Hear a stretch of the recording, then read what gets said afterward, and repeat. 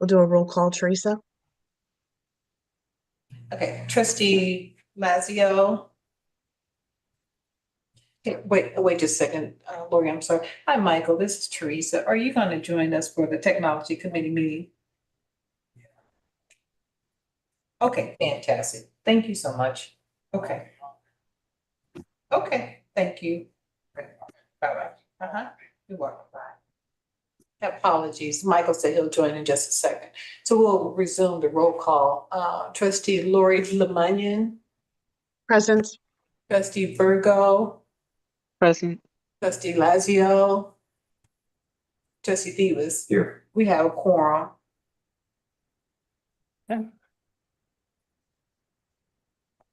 Okay. Do we have a motion for the approval of the April 21st agenda? Lori, I move. This is Joyce. I move approval of the April 21st agenda. All right, This is and I Ron, will. second. Thank you, Ron. All right. So it's approved. Oh, we have to vote. Do we still vote if there's two of us, three of us?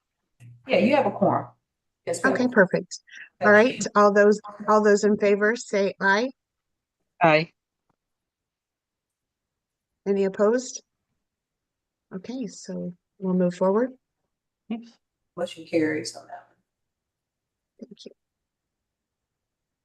All right, and so now we have the approval of the March 17th minutes. Brian, did you have those up? I saw Yeah. them go by Yeah. fast. And so this was the meeting's notes from last time. May I have a motion to approve these minutes? I make a motions, Michael.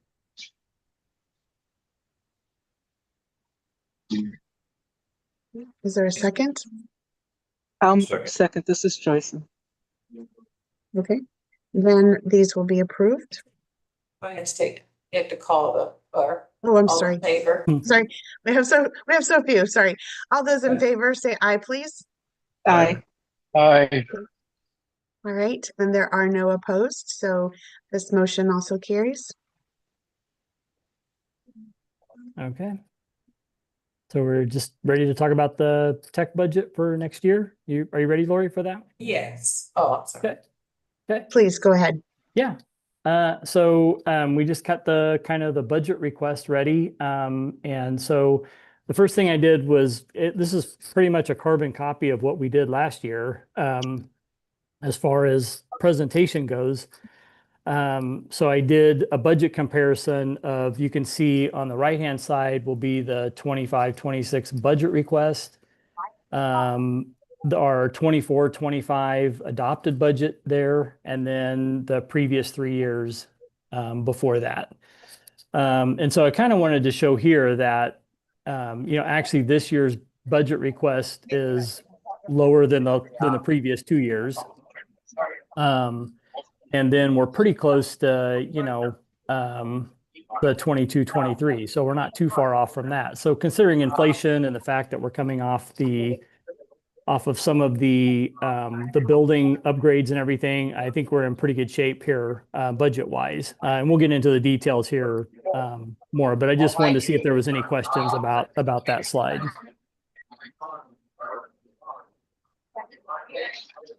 Okay. So we'll skip down to the details. So just kind of like last year, this is the core technology budget. We kind of break things up into categories over here on the left-hand side. So we have application software, contracted service and repair, data center backup and recovery, library services. This is like our catalog, our software that runs our library system for checking books in and out. Network and system-wide support. And then we always have kind of a bucket for doing new things, new laptops, new PCs, any of that kind of stuff. And you can kind of see how we compare to the adopted budget for 24-25. That should actually say projected spending, not projected budget there in the middle. Of where we're probably going to be. And like I said in the previous meeting, we had a really good year for keeping our costs in line. That's why that's quite a bit lower. And then our budget request for next year is in the right-hand side for each of those areas, budget areas. And so some of them are a little bit more, some of them are a little bit less. We kind of juggled a few things around because they made more sense in those buckets. But at the end of the day, the core budget is just a little bit more than it was last year, and most of that is due to things like Microsoft going up and our CRC software going up. That's quite a bit of the reason why we had quite a bit of inflation there. I think Microsoft went up about 30% this year, and we did everything we could to keep that in line. As you know, we went through that. They changed their service model and their licensing model and all of that kind of stuff. So it kind of really affected a lot of people this year, especially public libraries and schools. Because they got rid of the educational license, or Yep. It's now you can do kind of like local government nonprofit, but the discount's not nearly as heavy as it was in the previous years. So yeah, I know some library systems on how they had their things licensed. Theirs went up 50, 60, even 70%. And so they had to like really dig deep to try and get that back in line. And we did quite a bit. We reduced, we went through our accounts with a fine-tooth comb, all of our server licensing, Windows and Office licensing, and made sure that everything was as close to as exact as possible. And ours is probably around 30% more than last year. So yeah, it's kind of a big hit.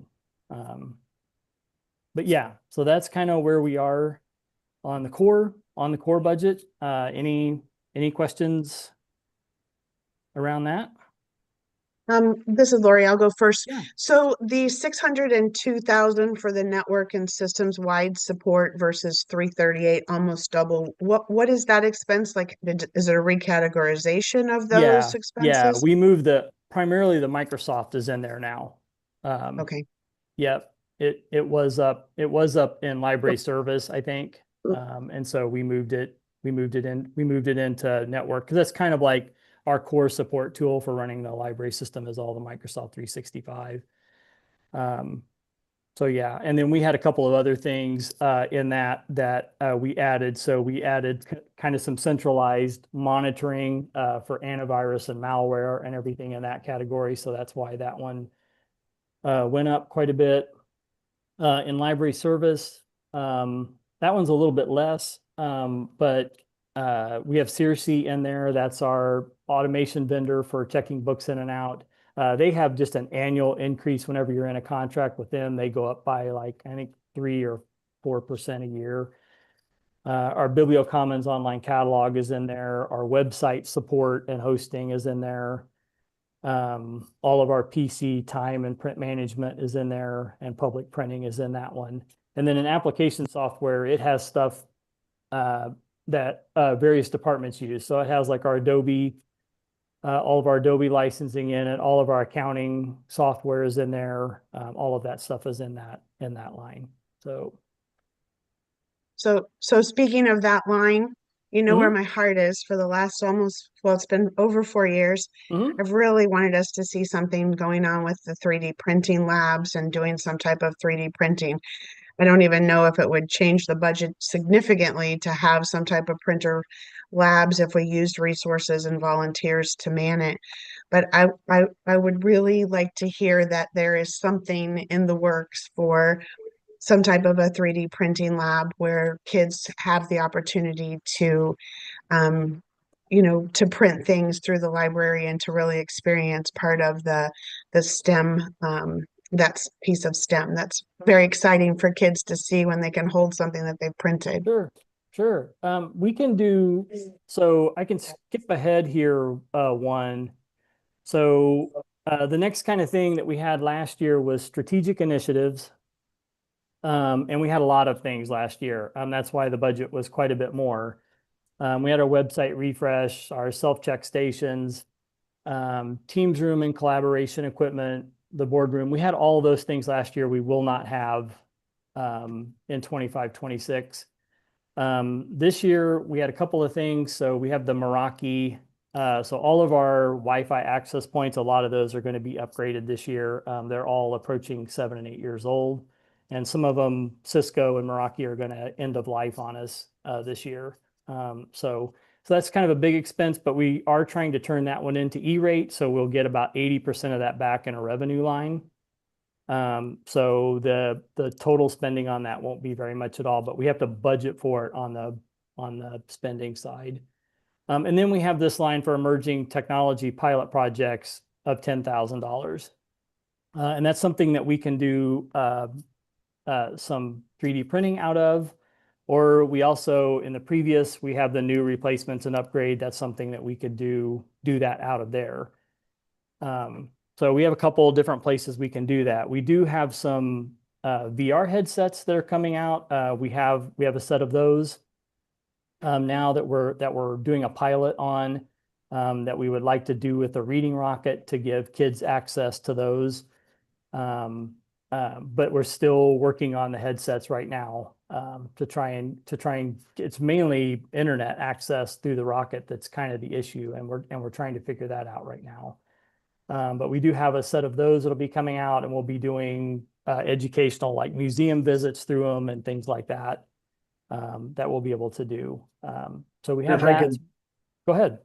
If I could interject here. So Lori, we've given this some thought, and the idea here is that these experimentations with emerging technology would be reservable, and possibly that equipment would come out of our booking department.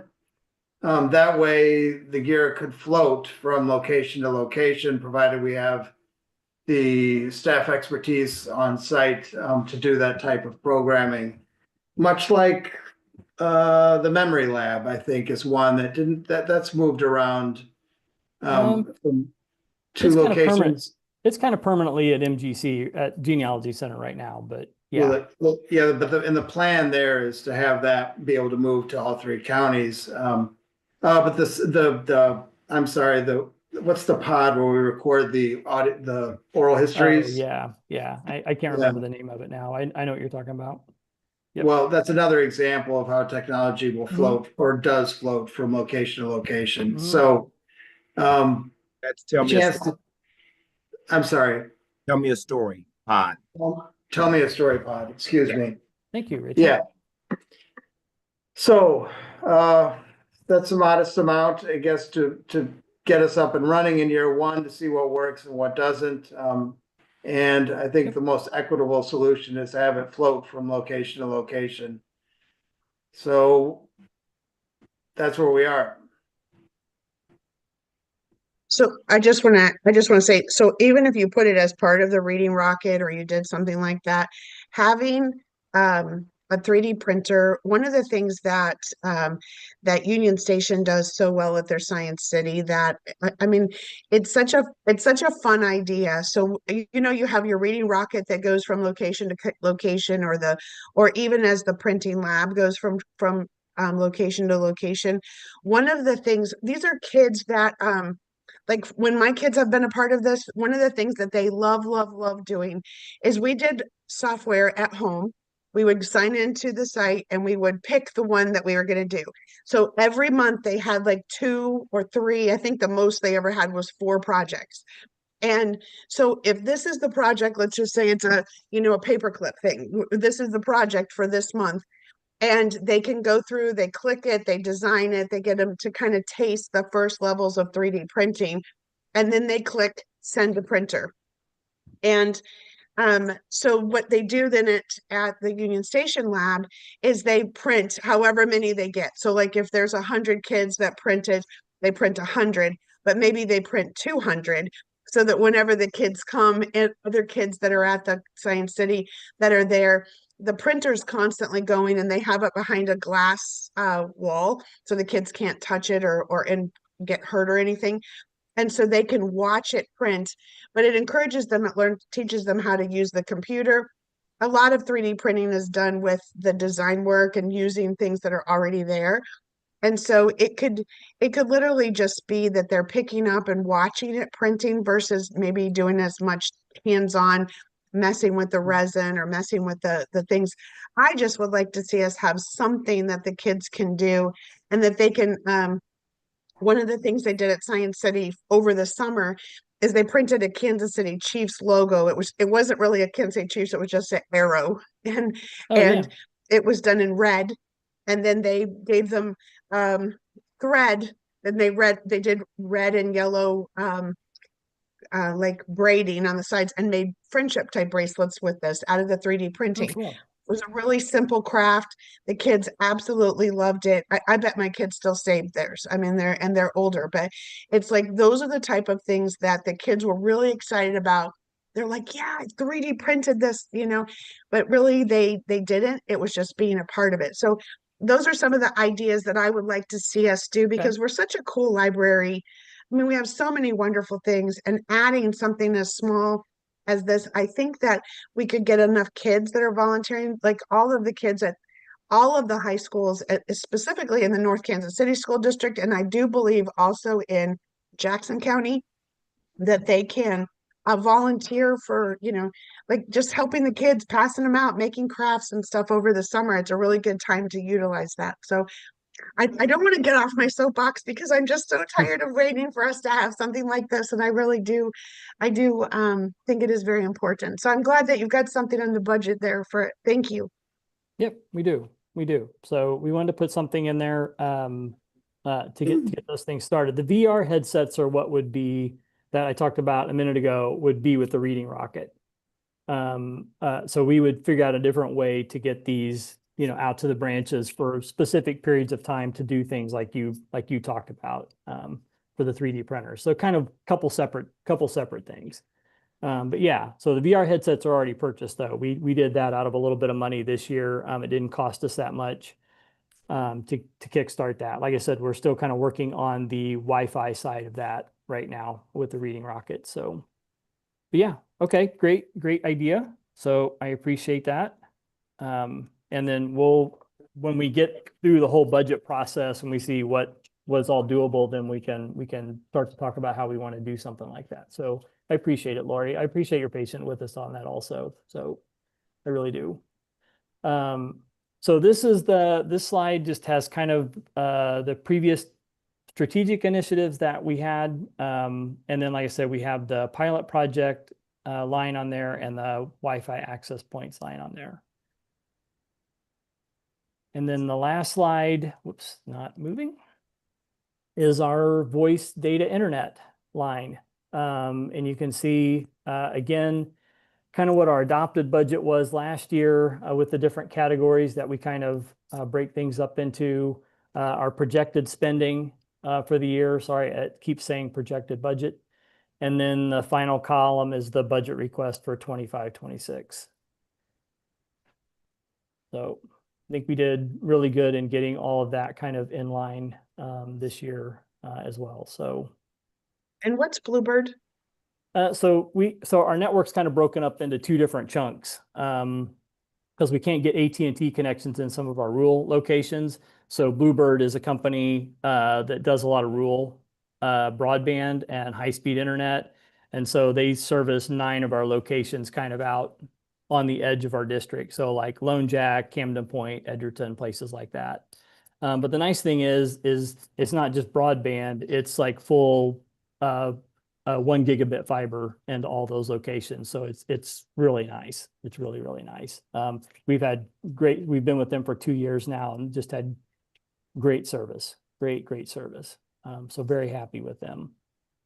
And again, the top 3, we submit to E-rate every year also. So we get about 80% of those top 3 combined, we get that back in E-rate every year. And those all show up on Jeremy's side on the revenue side, but we still have to budget for the paying the bills on this side. So, which is really nice. Yep. So that's really our budget request this year. I think overall, from last year, we're about 550,000 less than last year for our budget request. And we're even about 54,000 less than 23-24. So not bad, not bad. we're going to start having some things probably in the next few years that will be coming up that we purchased when we started the building upgrades, like all of our desktop PCs, which were really, really good PCs. And we'll probably have a few of those coming up in the next couple of years. Probably some of the AV equipment, some of the branches will be coming up again. We did a lot of really nice upgrades to the branches as far as projectors and TV screens and multimedia in the collaboration spaces and meeting rooms. So I think some of those we'll have to start looking at, because some of them will start to be 8 and 10 years old. But we've got a lot of things upgraded in the last couple of years, and I think that helps us out quite a bit. So we're in pretty good shape on everything. So yeah, that's the budget. Is there any questions about that? Brian? Yeah. Brian, Brian, this is Ron. Yeah. I'm assuming that in core check, you had contract services and resources. Would it be correct to assume that those are primarily a contractual arrangement by which other people would be providing the actual labor?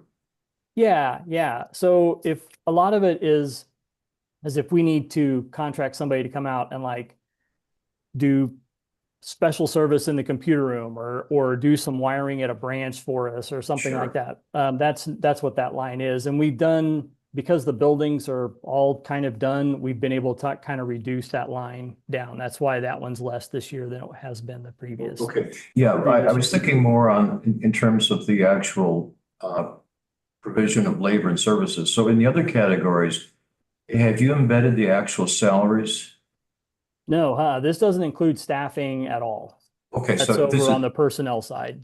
Okay, I got you. Good, because it seemed terribly meager. So I just thought, okay, that explains it. Of course. We're working for donuts here, Ron. Just whatever you can give us, that will help us out a lot. So, but no, that the staffing's all over there. This is strictly for if we need to hire somebody to come in and help us with some software issues or help us pull some wire or do something like that. That's what that comes out of. Okay, that's very helpful. Thank you. Yep.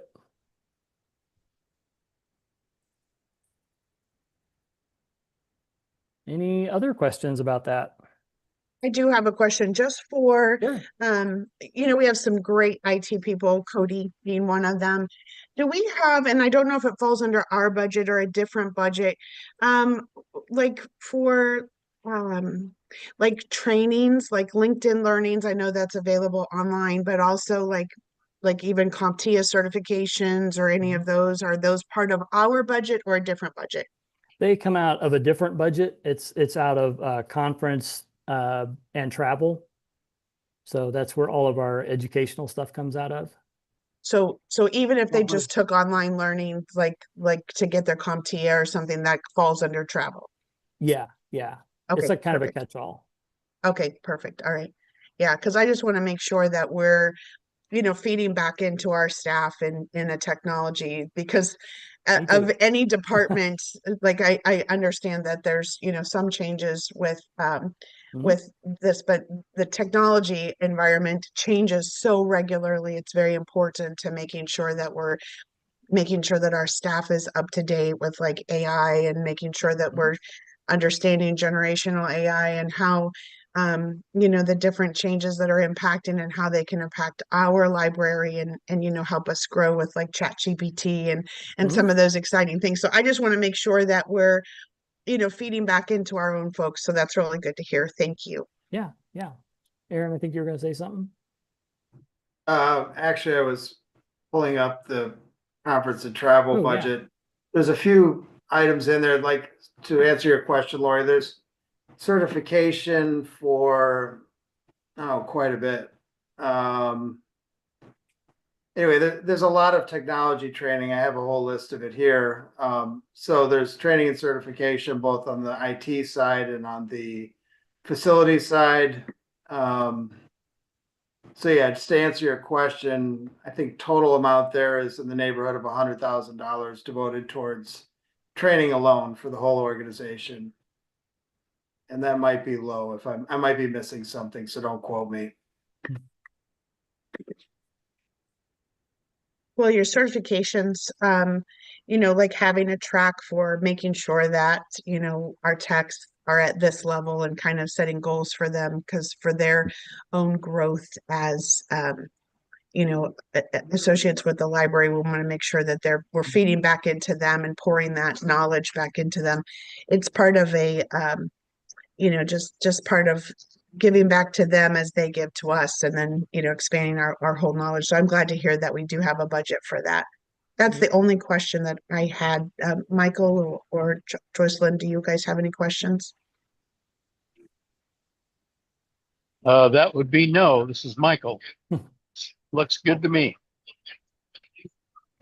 Hi, this is Joyce, and it looks good. I think that as usual, you guys have done a good job of both handling our current needs and planning for future needs. I did have a question as to this is more of a funding type question, looks into the future. Do you anticipate any cut in like the E-rate or things at the state level that might affect our budget coming up? Yeah, maybe. So a lot of the state grants have been put on pause, like you can't even sign up for them right now. So yeah, possibly, definitely. There's a couple of smaller ones. I think they're in the neighborhood of 25 to 50,000. They're just called state tech ladder grants that we normally put in for. E-rate will be the big one. And so far, everything that we've submitted to E-rate is still being processed and going through. We're still receiving our E-rate payments from that. So that's all been fine so far. But we're still crossing our fingers on that. And the Supreme Court heard a case on E-rate, and I'm not sure, they haven't actually issued their ruling yet. So depending on the outcome of that case, we'll know. Anyway, when there's a ruling on it, we'll know more about the future of E-rate funding. Yep. Lori, just one other thing related to generative AI. I think the next slide, I don't want to do the spoiler alert, but remember that within Brian's department is the digital innovation department. And they do a lot of work both with programming, with facing the future, but also have plans for training of staff on programming related to generative AI. But Brian can talk a little bit more about that. Yeah. So I think Erin Kennedy is our leader of our digital innovation department. And she gave kind of a presentation of what her department does a couple of board meetings ago. And she also started this Facing the Future series. I kind of wanted to plug that. We do have another event coming up with author Liz Pelly. And we're taking a little bit different slant this year, but it's still all about algorithms and how social media is playing on music this year, and how it's still around the media that we consume. And so we're having an event on the 13th at the auditorium at Woodney at 6 p.m. And we have Michelle Bacon from the Bridge. She'll be with us, and it'll be sort of like a conversational thing where they talk about how algorithms and streaming music platforms are kind of affecting the music that we listen to. So really looking forward to that. Great book. And so I think that's going to be a good one. And then we've got another event in the fall that we're working on, and we're trying to make it more of a panel discussion, but we're still working on that one right now. Could you also talk a little bit about your plans for working with your tech associates out in the branches? Yeah, so we have two kind of specialists here that kind of get a lot of the programming together, and we've done one class already on the different kind of generative models that are out there for people to use and how to best use them and what not to use them for, like putting personal information and doing all of those things. And then a handful of the branches have tech associates, and they do some of our hands-on training and helping people as they come in. We do tend to have a lot of people that just walk in and need help in the moment. And that's why we really like our tech associates. And we really like to go through kind of an achievement program or a certification program for them to get them up to speed, so they can help us with some of these more advanced topics. And so some of our classes are actually full on AI already at Green Hills and some other ones. So I think those are going to be really good classes for us coming up. And then we're also going to be working with training the staff on those same kind of topics, on what to use these for, how to do prompts, how to safeguard your personal data as you use these, because a lot of these we don't really know where the information is going. So how to be safe while you use these. And that's the general look that we did with Facing the Future last year was, how do these things work, and where is your data going, and how is it being used? And so we're spending our AI classes in that direction also for the staff. So Thanks, Brian. yep. Yeah, so that's all I have. I just wanted to plug the Facing the Future coming up, and I'll look at the budget. So Thank you. All right. That's very helpful. Do Yep. you have another slide? All right. So do we have a motion? This is it. I was waiting for that one. Does anybody else have any comments or questions that they have? Just Michael here, just leave a quick comment. But man, Brian and your staff, Cody, you guys are so amazing. Really, kudos for the way you go about your business and take care of everything. It's just a joy to be a part of, just be in the meetings and just hear what's going on and the way you guys bring it across. So thank you so much.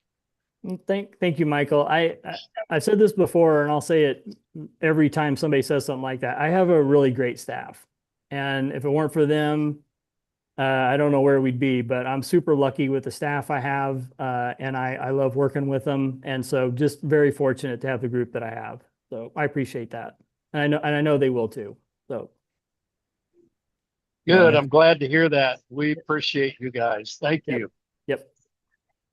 Yeah, Brian, this is Ron. I just want to share Michael's thought. I am in constant awe and amazement over everything you do. I understand nothing of tech, but I can still appreciate it. Yep. Thank you, Ron. Thank you very much.